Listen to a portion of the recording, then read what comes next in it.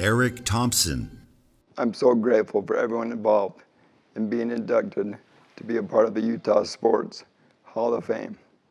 It's a tremendous honor, one I will try to be worthy of as ambassador for high school sports. I fell in love with the great game of football as a young boy and have always wanted to play like my heroes and eventually coach like my dad, my biggest hero. As a young boy, I was small and a little bit of a late bloomer, so I didn't play much. But my determination grew, and I learned valuable lessons of teamwork, perseverance, and self-belief that improved me as a person, a player, and eventually as a coach. For me, coaching became more of a calling than a job. So I want to thank my Heavenly Father for steering me towards coaching. I also need to thank my first team All-State wife, the MVP of our family. We will always be Thompson Tough. What a blessing it's been having you to be my partner in building men for others. Also my amazing boys, Kyer, Jack, and Kel, and the joy they bring us. I'm grateful football brought us so close. What great memories we have shared together. Keep letting your light shine. My Thompson Tough team, led by my siblings, Jenny, Bryant, and Kalani, who are also my best friends, and all my amazing in-laws and extended family. I have an army of support with me at all times. I love you guys so much. I want to thank my parents, Fred and Helen.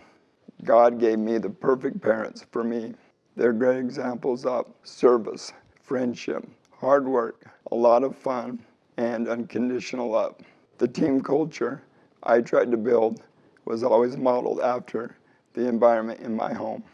After my dad, the two biggest influences on my coaching career have been my college coach, Paul Tidwell, and my first coach I coached under, and my position coach in high school, Fred Fernandez. I could have not had better mentors than these three men, who are all part of the Hall of Fame or will be.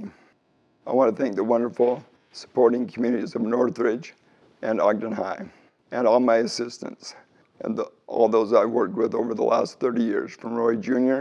to Fremont to Northridge to Ogden, all the junior jazz teams and Little League Baseball. I had a blast.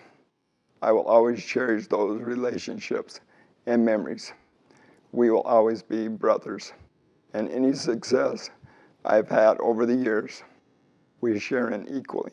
My assistant coaches this last year at Ogden, especially Terry, Brogan, and Ross. You guys really stepped up. I could have not have done it without you. Thanks for giving me the gift of one more year to do this job I love. All the principals and athletic directors I've had over the years, I always felt we were aligned and working together to build a program. What a blessing to have in your career. I'm especially grateful for one of my best friends and my superintendent and longtime assistant coach, Luke Rasmussen. You're one of a kind and a great leader of men. And the most important part of the game of football is the players. All the ones that I've coached, there's no games without you. What a great experience it's been to meet young men when they're 14 and 15 years old and be a part of your journey of self-improvement into manhood.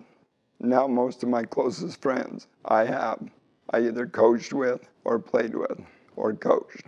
You don't make a lot of money coaching, but when it comes to friendships, no one is richer than me. In conclusion, I want to share with you what I've learned about high school sports. They're not really about sports or winning, about life lessons and relationships with people who believe in you, build you up, become a butterfly effect in your life.